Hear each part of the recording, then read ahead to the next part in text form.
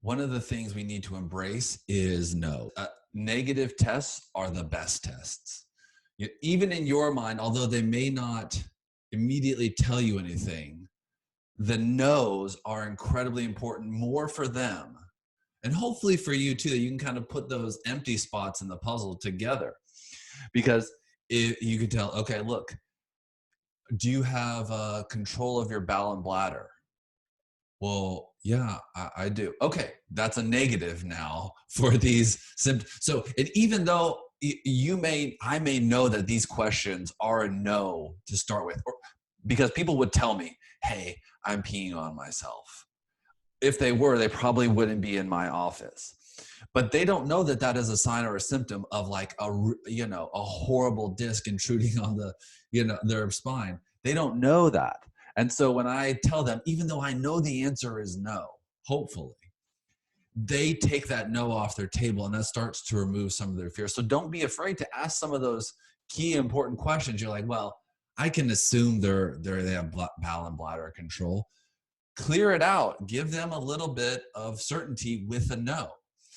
Tell them why this is a negative. This test is negative. That's good. That tells me it's not a facet. Whatever it is, that tells me your median nerve is not pinched. Whatever you like to tell them, get out a bunch of the no's. It's very, very powerful for a patient to be like, it's not this, it's not this, it's not this. Even though especially I've heard a lot of doctors, friends of mine who've been out here doing it 10 plus years, and they'll go, I can see them stand up and reach down and grab their purse, and they just did 4 orthopedic tests for me. Okay, great. But you need to enumerate that to the patient, because the patient does not know that they just passed the slump test and they lean back and now KEMS is also clear. You can't assume that for them. You can assume that those tests are clear, but tell them that those tests are clear. These are some, I think there's a lot of value that we're leaving on the table by saying this is not there. Is that I fair? like that. Yeah, I like that a lot. I mean, it is you brought up 3 dimensions. I mean, it is a biopsychosocial model, right? And honestly, in my mind, it's more like a tesseract or a 4-dimensional cube, right? Yeah. It's way more Yeah, for complex sure. than we really know.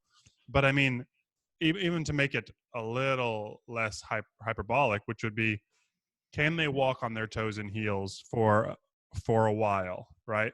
And a lot of people test this for like 2 or 3. I'm not trying to get into discs right now, but don't Yeah. test it for 2 seconds, please.